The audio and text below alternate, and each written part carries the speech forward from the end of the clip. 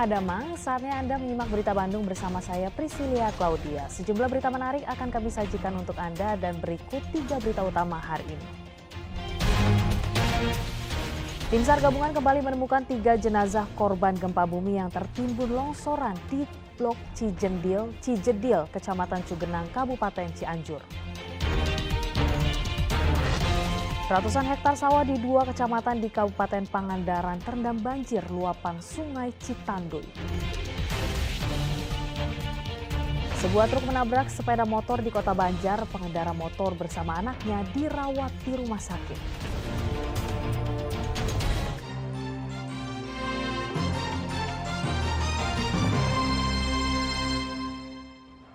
Tim SAR gabungan kembali menemukan 3 jenazah korban gempa bumi yang tertimbun longsoran tanah di Blok Cijedil, Kecamatan Cugenang, Kabupaten Cianjur pada Minggu siang.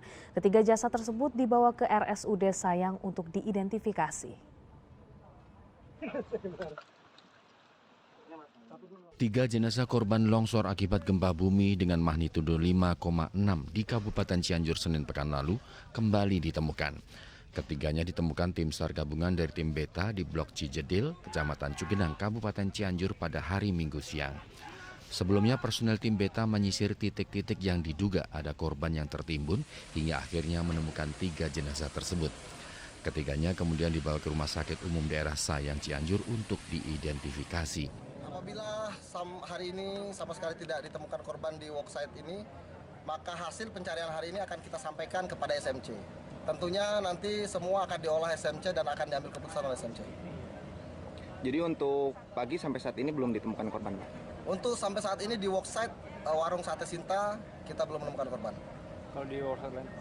Di worksite lain saya sudah pantau di grup, sudah ada beberapa yang ditemukan korban, namun untuk lebih jelasnya nanti bisa ditanyakan ke posko untuk di daerah-daerah mana yang ditemukan korban. Data keseluruhan yang masih dalam pencarian ini menurut daftar yang melaporkan orang hilang itu berapa banyak sih, Bang? Baik, untuk data yang melaporkan orang hilang, khususnya di worksite Sinta ini, sampai saat ini kita tidak dapat data fix. Dikarenakan beberapa korban yang kita temukan juga adalah korban-korban yang tidak ada di dalam laporan kehilangan. Sementara itu tim Alfa yang melakukan pencarian di Blok Warung Sate Sinta belum menemukan korban yang masih tertimbun longsoran tanah. Hingga hari Minggu, jumlah korban meninggal dunia akibat gempa bumi di Kabupaten Cianjur mencapai 321 orang. Rendra Gozali melaporkan dari Kabupaten Cianjur. Bantuan bagi korban gempa di Kabupaten Cianjur terus mengalir dari berbagai kalangan. Salah satunya dilakukan sejumlah jurnalis televisi Sumedang. Mereka menggelar gerakan 5.000 pertama bagi korban gempa di Cianjur. Pengumpulan donasi juga dilakukan di Kabupaten Cirebon. Penggalangan dana untuk korban gempa di Cianjur dilakukan sejumlah jurnalis televisi yang tergabung dalam Ikatan Jurnalis Televisi Indonesia IJTI, Korda Sumedang Majalengka. Mereka menggelar kegiatan gerakan Rp5.000 pertama di kawasan alun-alun Sumedang.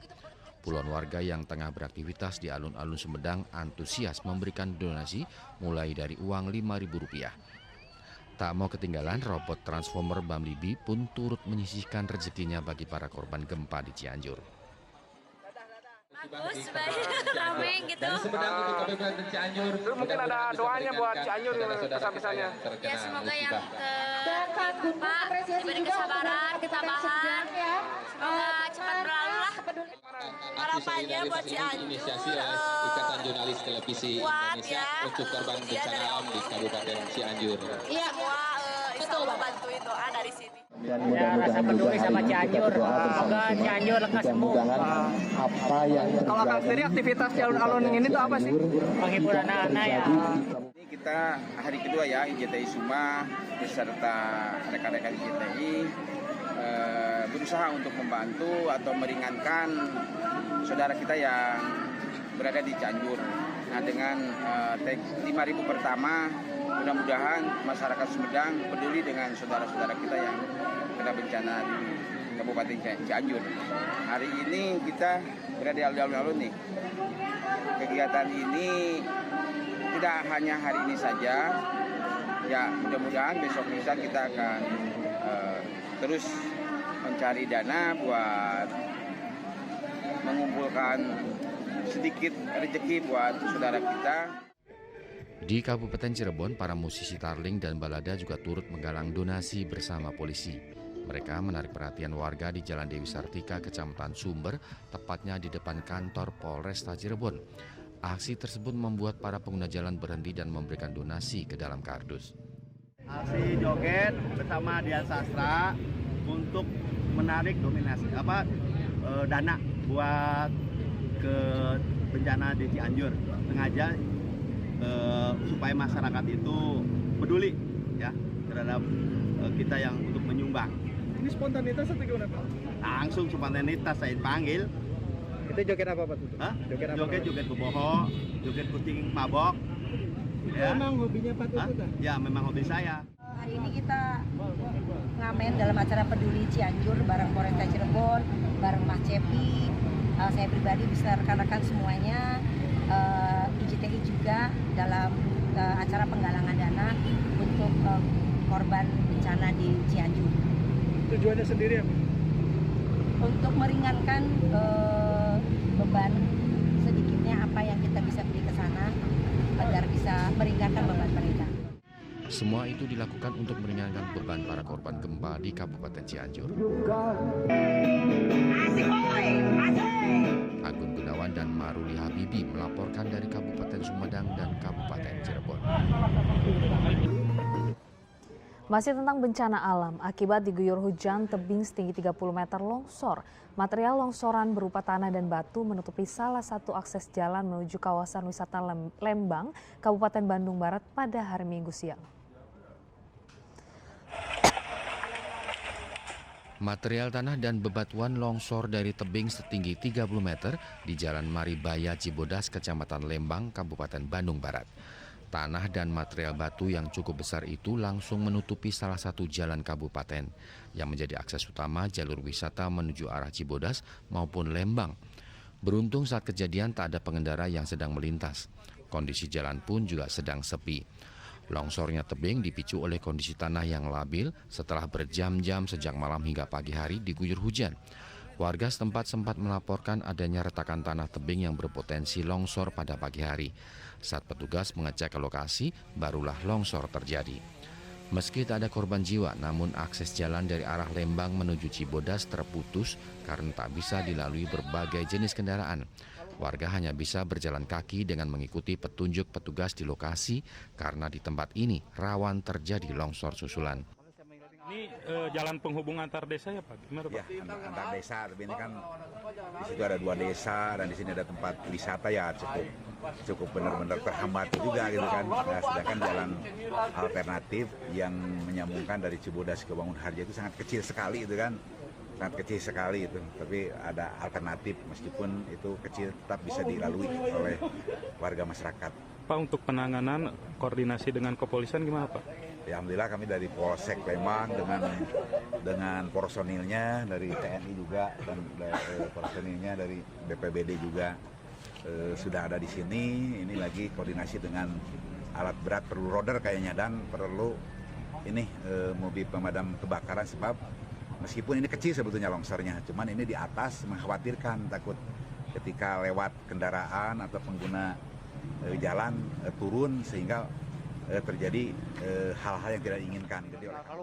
Pembersihan material longsor menyebabkan seluruh akses kendaraan dialihkan sementara menuju jalur alternatif seperti kawasan Dago maupun Wangun Harja. Muhammad Abbas melaporkan dari Kabupaten Bandung Barat. Ratusan hektar sawah di 2 kecamatan di Kabupaten Pangandaran terendam banjir akibat luapan air sungai. Akibatnya tanaman padi milik petani rusak dan mati. Areal persawahan di 2 desa di Kecamatan Kalipucang dan Padaherang, Kabupaten Pangandaran terendam banjir. Hamparan padi seluas ratusan hektar ini kini berubah menjadi danau yang merendam tanaman padi petani. Banjir yang merendam sawah ini akibat dari hujan deras yang mengguyur wilayah Pangandaran sehingga anak sungai Citandui meluap dan masuk ke areal persawahan. Kondisi ini diperparah dengan debit air sungai Citandui besar sehingga air tidak bisa mengalir. Petani hanya bisa pasrah dengan kondisi ini. Banjir akan surut jika debit air sungai Citandui juga surut. Saat gambar ini direkam sudah 4 hari banjir belum surut. Tanaman padi pun rusak dan tidak bisa dipanen. air ini sebenarnya tadinya apa ini Pak? Genangan ini? Sawah. Milik siapa? Milik masyarakat. Milik masyarakat. Ini kena banjir? Kena banjir. Terendam semua? Semua. Karena air dari sungai Citanduy. Oh, air tinggi? Tinggi air Citanduy nggak muat masuk sini. Masuk ke sini. Ya, sungai yang dari sini? Ke sini ya mentok, nggak bisa keluar. Nggak bisa masuk ke Citanduy? Ya, karena di sana tinggi. meluap tinggi. Jadi masuknya ke sawah. Ke sawah. Ini udah berapa hari ini Pak? Baru 4 hari. 4 hari. Sekarang. Dulu kan sering banjir udah surut. Nah, sekarang baru 4 hari lagi banjir lagi. Ini kira-kira tingginya berapa di dalamnya Pak? Ya ada 2 meter, ya 2 meter, 2,5 paling tinggi meter lah. Oh itu. Di sini 2 meter, 2,5 meter ya. Gitu Pak. Ada kira-kira udah berapa luas ini Pak? Luasnya satu desa berapa ya? 700 hektar. Oh gitu. Harusnya 700. Ini memang dulu persawahan itu Pak? Persawahan semua. Persawahan semua ya. Ini berat lagi ditanamin padi ya Pak ya? Ya udah, kemarin juga saya udah di tanaman, udah dipupuk malah.